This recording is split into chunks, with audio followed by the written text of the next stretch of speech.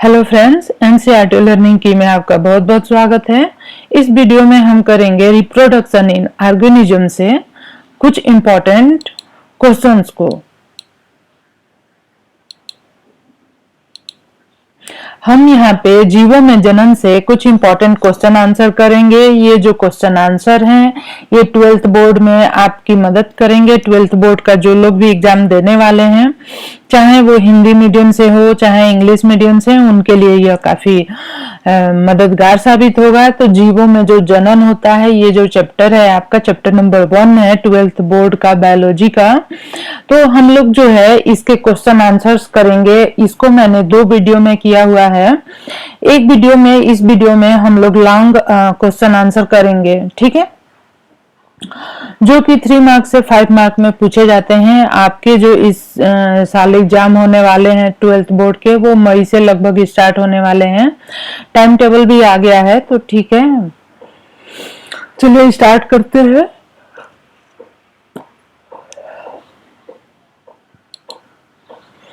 तो हमारा पहला क्वेश्चन है, जीवों के लिए जनन क्यों आवश्यक है, अनिवार्य है। जीव जो होते हैं, जितनी भी धरती पे लिविंग बीइंग हैं, जितने भी जीव हैं, उनका जनन क्यों आवश्यक है। जनन मीन्स कि पेरेंट्स से ऑफस्प्रिंग का बनना या माता पिता से बच्चों का जन्म होना, चाहे वो प्लांट हो चाहे एनिमल हो। प्लांट भी क्या है कि अपने फ्रूट बनाता है, फ्रूट बनाने के बाद उसमें जो है सीड होती है, या कोई कोई प्लांट फ्रूट नहीं बनाता, सीड बनाता है।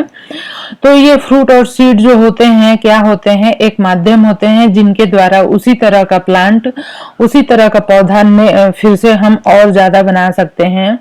इसी तरह से एनिमल्स, जानवरों के साथ भी है कि वो जो है अपने ही तरह के ऑर्गेनिज्म को बना सकते हैं। तो जनन, यह जो एक प्रोसेस है, यह जो एक गुण है, यह क्यों अनिवार्य है।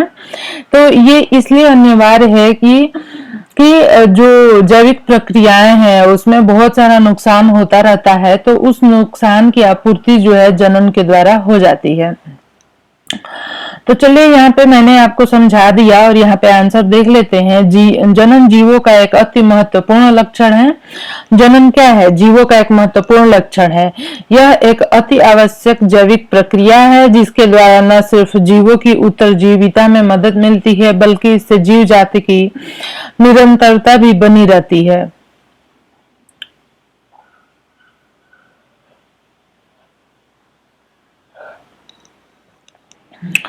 बल्कि इससे जीव जाति की निरंतरता भी बनी रहती है। जनन जीवों के अमरत्व में भी सहायक होता है, ठीक है।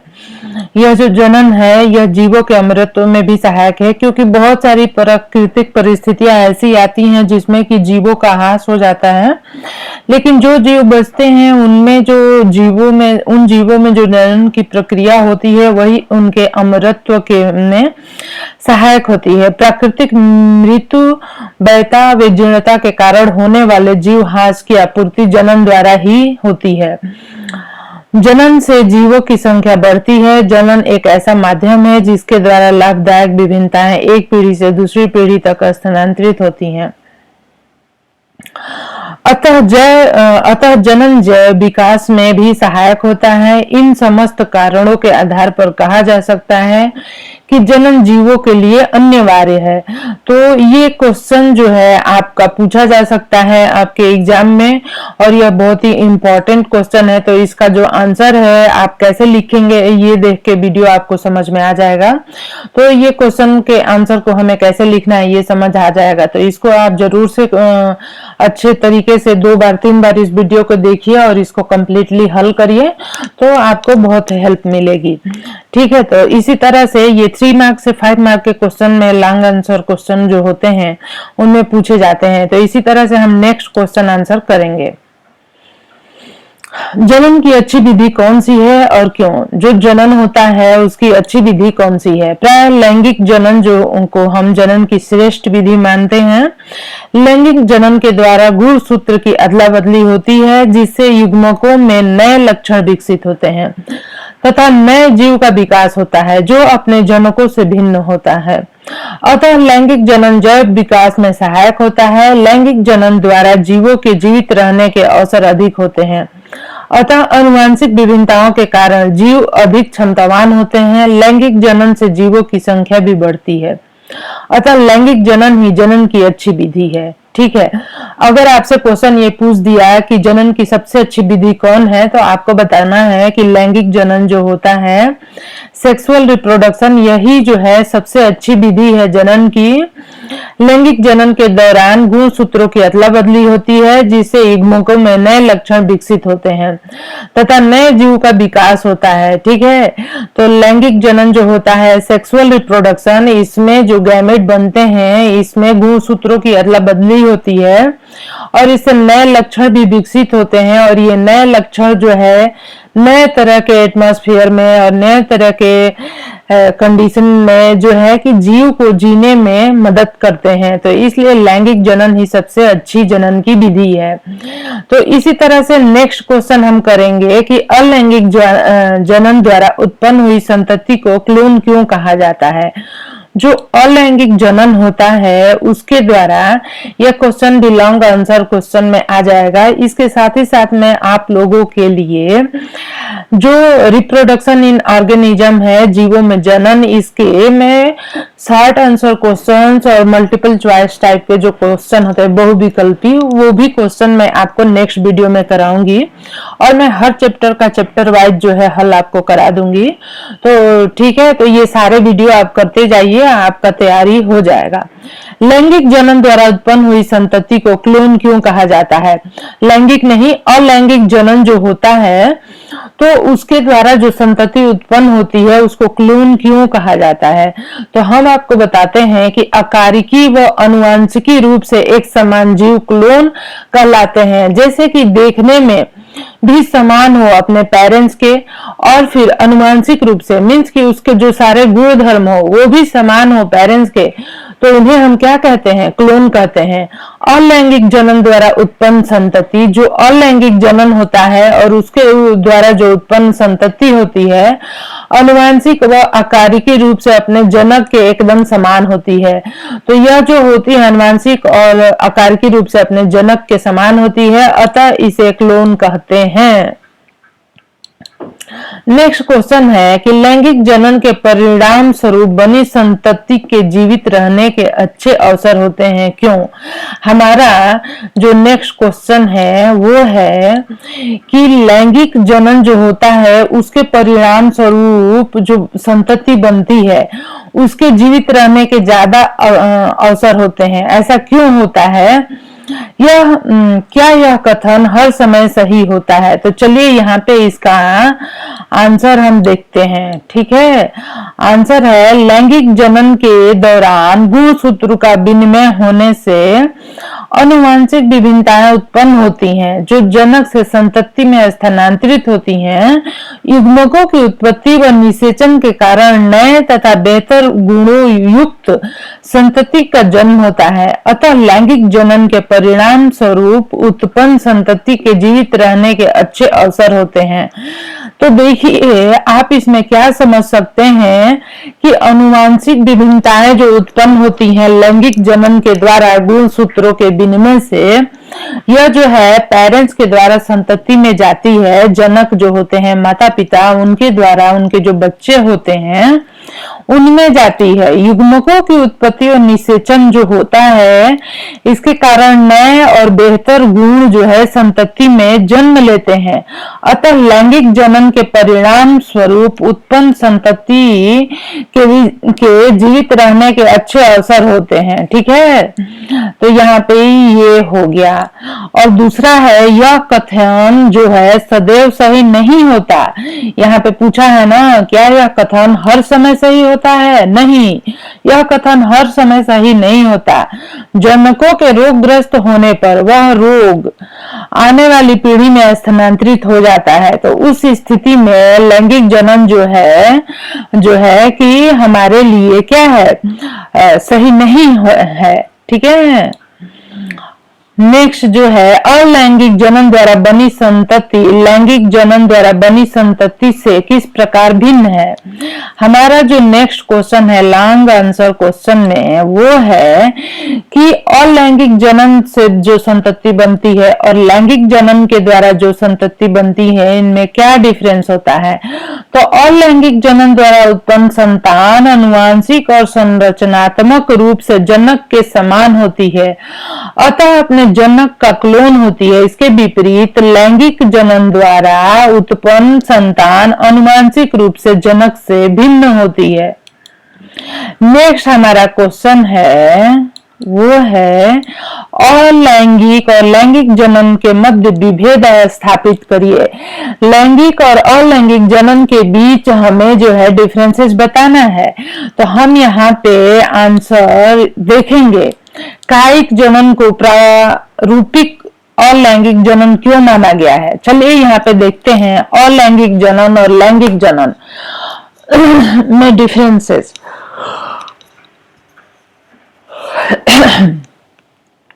अलैंगिक जनन इसमें सिर्फ एक जनक भाग लेता है। लैंगिक जनन इसमें दो जनक नर तथा मादा भाग लेते हैं। दूसरा है ये हो गया पहला। दूसरा है इसमें युग्मक निर्माण व निषेचन का अभाव होता है। लैंगिक में इसमें युग्मक निर्माण व निषेचन होता है। तीसरा है यह जनक की कायिक कोशिकाओं में होता है और जो है लैंगिक जनन जो है यह जनक की जनन कोशिकाओं में होता है। ठीक है। चौथा है इसमें समसूत्री विभाजन होता है और इसमें अर्धसूत्री विभाजन होता है। पांचवा है यह सरल व तीव्र गति से होने वाला जनन है और लैंगिक जनन क्या है यह जटिल और धीमी गति से होने वाला जनन है। छठवां क्या है इसके द्वारा उत्पन्न संतति आनुवंशिक रूप से जनक के समान होती है, यह अपने जनक से भिन्न होती है। सातवां क्या है जनक और इकाई कलिका खंड या जनक का संपूर्ण शरीर होता है। जनक इकाई युग्मक होते हैं। ठीक है। आठवां क्या है इस प्रकार का जनन निम्न अकशेरुकी व निम्न कार्डेट में पाया जाता है। यह जो है उच्च पौधों और जंतुओं में पाया जाता है। समझ गए। तो ये जो था लैंगिक और अलैंगिक जनन में विभिन्नता थी। नेक्स्ट हमारा क्वेश्चन है वो है कायिक प्रवर्ध से आप क्या समझते हैं, कोई दो उपयुक्त उदाहरण दीजिए। तो यहाँ पे हम आंसर देखेंगे। बहुत अच्छे अच्छे क्वेश्चंस हैं। कायिक प्रवर्धन जनक की ऐसी विधि है जिसमें पौधे के शरीर का कोई भी कायिक भाग प्रवर्धक का कार्य करता है तथा नए पौधे में विकसित हो जाता है। जो किसी भी प्लांट का आपने जैसे गन्ने का देखा होगा कि उसकी जो गन्ना होता है उसके स्टेम को ही कट करके हम जो है नए पौधे बना सकते हैं। इसी को हम कायिक प्रवर्धन कहते हैं। तो कायिक प्रवर्धन जनन की ऐसी विधि है जिसमें पौधे के शरीर का कोई भी कायिक भाग प्रवर्ध का कार्य करता है तथा नए पौधे में विकसित हो जाता है। मातृ पौधे के कायिक अंग जैसे जड़, तना, पत्ती, कलिका आदि से नए पौधे का पुनर्जन्म कायिक प्रवर्धन कहलाता है। कायिक प्रवर्धन जो होता है दो प्रकार का होता है। पहला है यह जो है हमारा पहला है और यह जो है हमारा दूसरा है अजूबा। ठीक है। जो ब्रायोफिलम है पौधा उसको अजूबा भी कहते हैं कि पौधे में पत्तियों के किनारे से पादप काय उत्पन्न होते हैं जो मृत पौधे से अलग होकर नए पौधे को जन्म देते हैं। दूसरा है हमारा आलू के जो कंद होते हैं उसमें उपस्थित होते हैं नोड्स पर्श संधियां, तो कायिक प्रवर्धन में सहायक होती हैं। ठीक है। पर्व संधियों में कलिकाएं स्थित होती हैं तथा प्रत्येक कलिका नए पौधे को जन्म देती है। नेक्स्ट हमारा क्वेश्चन है इसमें तीन जो है खंड है क ख ग और इन सबका हमें अलग अलग क्या करनी है व्याख्या करनी है। किशोर चरण, प्रजनक चरण, जीर्णता चरण या जीर्णावस्था। तो देखिए किशोर जो चरण होता है उसमें जुवेनाइल फेज जिसको कहते हैं, सभी जीवधारी लैंगिक रूप से परिपक्व होने से पूर्व एक निश्चित अवस्था से होकर गुजरते हैं। इसके पश्चात ही वे लैंगिक जनन कर सकते हैं। इस अवस्था को प्राणियों में किशोर चरण या अवस्था तथा पौधों में कायिक अवस्था कहते हैं। जो जुवेनाइल फेज होता है सभी जीवधारी लैंगिक रूप से परिपक्व होने से पूर्व एक निश्चित अवस्था से होकर जो गुजरते हैं उसी को हम जुवेनाइल फेज कहते हैं। इसके पश्चात ही वे, जब ये जुवेनाइल फेज गुजर जाता है उसके पश्चात ही ये लैंगिक जनन कर सकते हैं। इस अवस्था को प्राणियों में किशोर चरण या अवस्था, किशोर अवस्था या किशोर चरण कहते हैं, और पौधों में इसको हम कायिक अवस्था या वेजिटेटिव फेज कहते हैं। इसकी अवधि भिन्न भिन्न जीवों में भिन्न भिन्न होती है, समझ गए। जुवेनाइल फेज जो होता है वो मैच्योरिटी, प्यूबर्टी से पहले की जो स्टेज होती है उसको जुवेनाइल फेज कहते हैं प्राणियों में, और पौधों में वेजिटेटिव फेज कहते हैं। नेक्स्ट जो चरण है वो है प्रजनन चरण, रिप्रोडक्टिव फेज। किशोरावस्था अथवा कायिक प्रवस्था के समाप्त होने पर प्रजनक चरण अथवा जनन प्रवस्था प्रारंभ होती है। पौधे में इस अवस्था को स्पष्ट पहचाना जा सकता है क्योंकि पौधों में प्रजनन, फ्लावरिंग प्रारंभ हो जाता है। प्राणियों में भी अनेक शारीरिक एवं आकार की परिवर्तन आ जाते हैं। इस चरण में जीव संतति उत्पन्न करने योग्य हो जाते हैं। यह अवस्था विभिन्न जीवों में अलग अलग होती है। और जो हमारा गौ है उसका उत्तर है जीर्णता अवस्था या जीर्ण अवस्था, सेनिसेंट फेज क्या होता है। यह जनन चक्र या जीवन चक्र का अंतिम अवस्था होती है या तीसरी अवस्था होती है। प्रजनन आयु की समाप्ति को जीर्ण अवस्था कहते हैं। सबसे पहले क्या है जुवेनाइल फेज या किशोरावस्था, उसके बाद जो है कि परिपक्व स्थिति आ जाती है जिसे हम रिप्रोडक्टिव फेज कहते हैं। उसके बाद हमारी सेनेसेंट स्टेज आ जाती है जिसे हम जीर्णावस्था कहते हैं। जीर्णावस्था की प्रारंभिक अवस्था माना जाता है, जीर्णावस्था की प्रारंभिक अवस्था माना जा सकता है। इस चरण में उपापचय क्रियाएं मंद होने लगती हैं, उत्तकों का क्षय होने लगता है, शरीर के अंग धीरे धीरे कार्य करना बंद कर देते हैं, अंततः जीव की मृत्यु हो जाती है। इसे वृद्धावस्था भी कहते हैं। तो हमारा जो क्वेश्चन था इसमें 3 व्याख्याएं थी, ये तीनों हमने कर ली। और देखिए अगर आपको मेरे ये क्वेश्चन आंसर पसंद आते हैं तो मेरे चैनल को सब्सक्राइब कर लीजिए और बेल आइकन को दबाना बिल्कुल नहीं भूलिए, जिससे कि आपको मैं जो भी वीडियो डालूंगा तुरंत आप तक पहुंच जाएगी। नेक्स्ट जो हमारा क्वेश्चन है ये है लॉन्ग आंसर क्वेश्चन में, अपनी जटिलता के बावजूद बड़े जीवों ने लैंगिक प्रजनन को पाया है, क्यों? अपनी जटिलता के बावजूद बड़े जीवों ने लैंगिक प्रजनन को पाया है, क्यों? लैंगिक प्रजनन जटिल तथा धीमी गति से होने के बावजूद भी अनेक रूप से उत्तम है।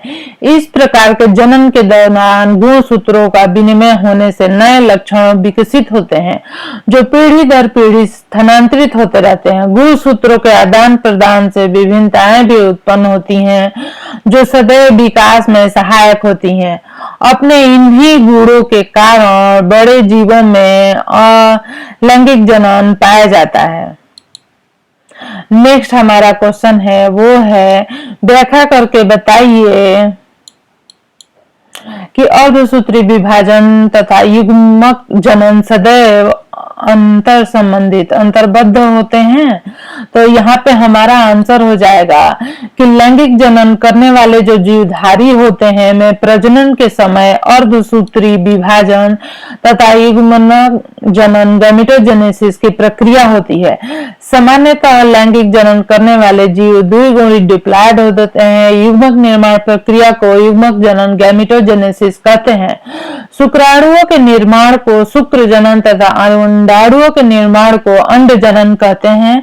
इनका निर्माण जो होता है क्रमशः नर तथा मादा जननों में होता है। युग्मकों में गुणसूत्रों की संख्या आधी रह जाती है, अर्थात युग्मक अगुणित फेज होते हैं। युग्मक जनन प्रक्रिया जो अर्धसूत्री विभाजन द्वारा होती है, अतः युग्मक जनन तथा अर्धसूत्री विभाजन प्रक्रिया अंतर संबंधित अंतर्बद्ध होती है। निषेचन के फल स्वरूप नर तथा मादा अगुणित युग्मक संयुग्मक द्वारा द्विगुणित युग्मक डिप्लॉयड जाइगोट बनाते हैं। द्विगुणित युग्मक से भ्रूणीय परिवर्धन द्वारा नए जीव का विकास होता है। ठीक है, तो यहाँ पे हमारा नेक्स्ट क्वेश्चन आ गया और ये हमारा हो गया आंसर। बाह्य निषेचन की व्याख्या कीजिए, इसके नुकसान बताइए। जो हमारा बाह्य निषेचन होता है वो क्या होता है और इसके क्या क्या नुकसान है। तो जो बाह्य निषेचन होता है शुक्राणु नए युग्मक तथा अंड मादा युग्मक के संयुग्मन को निषेचन कहते हैं। इसके फल स्वरूप जो है क्या होता है डिप्लॉयड जाइगोट बनता है, निर्माण होता है। अधिकांश शैवालों मछलियों में उभयचर प्राणियों में शुक्राणु नर युग्मक मादा युग्मक का संलयन शरीर से बाहर जल में होता है, इसे एक्सटर्नल फर्टिलाइजेशन कहते हैं। अब इसके नुकसान देखेंगे। बाह्य निषेचन के डिसएडवांटेज, जीवधारियों को अत्यधिक संख्या में युग्मकों का निर्माण करना होता है जिससे निषेचन के अवसर बढ़ जाए, अर्थात इनमें युग्मक संलयन के अवसर कम होते हैं। संतति अत्यधिक संख्या में उत्पन्न होती है और जो है कि संतति शिकारियों द्वारा शिकार होने की स्थिति से गुजरती है। इससे फलस्वरूप इनकी उत्तरजीविता जोखिमपूर्ण होती है, तो संतानें कम संख्या में जीवित रह पाती हैं। पैदा तो बहुत ज्यादा होती हैं, संतति अत्यधिक संख्या में उत्पन्न होती है, ठीक है, लेकिन बाहर जो है बहुत सारे जोखिम है, इसलिए कुछ ही उसमें से जीवित रह पाती है। तो बाह्य निषेचन का ये हानियां भी है। नेक्स्ट हमारा जो क्वेश्चन है नेक्स्ट वो है जूस्पोर अलैंगिक चल बीजाणु तथा युग्मनज के बीच विभेद करें। जूस्पोर जो होते हैं अलैंगिक चल बीजाणु, यह नग्न चल का साभिक युक्त संरचना है। जू अलैंगिक जनन की इकाई है। इनका निर्माण जनन कोशिका के जीव द्रव्य से सूत्री विभाजन द्वारा होता है। इनके अग्र भाग पर स्थित कशाभिका जल में तैरने हेतु सहायक होती है। ये चल बीजाणु धानी में बनते हैं, यूलोथ्रिक्स और क्लेमाइडोमोनास आदि। नेक्स्ट जो है हमारा युग्मनज, मीन्स कि जूस्पोर जो अलैंगिक चल बीजाणु है और युग्मनज के बीच हमें विभेद बताना है। तो युग्मनज जो होता है लैंगिक जनन के दौरान नर तथा मादा युग्मकों के निषेचन से बनती है और यह जो है युग्मनज कहलाती है। यह द्विगुणित होती है, ठीक है, द्विगुणित होती है, विकसित होकर भ्रूण अथवा लार्वा में परिवर्तित हो जाती है। उसके बाद लैंगिक जनन करने वाले जीवों का विकास युग्मनज से होता है। जिन जीवों में लैंगिक जनन होता है उनका विकास भी युग्मनज मतलब कि जाइगोट से होता है। बाह्य निषेचन करने वाले जीवों में युग्मनज का निर्माण बाह्य माध्यम जल में होता है, जैसे मेढक, जबकि आंतरिक निषेचन करने वाले जीवों में यह मादा के शरीर में विकसित होता है, जैसे मनुष्य आदि। तो फ्रेंड्स ये जो था हमारा 12th का कुछ क्वेश्चन आंसर था। और जो है कि आपको वीडियो पसंद आए तो मेरे चैनल को जरूर से सब्सक्राइब कर लीजिए और वीडियो को लाइक करिए और बेल आइकन दबाना बिल्कुल नहीं भूलिए। नेक्स्ट वीडियो में मैं शॉर्ट आंसर क्वेश्चन आंसर कराने वाली हूँ। धन्यवाद।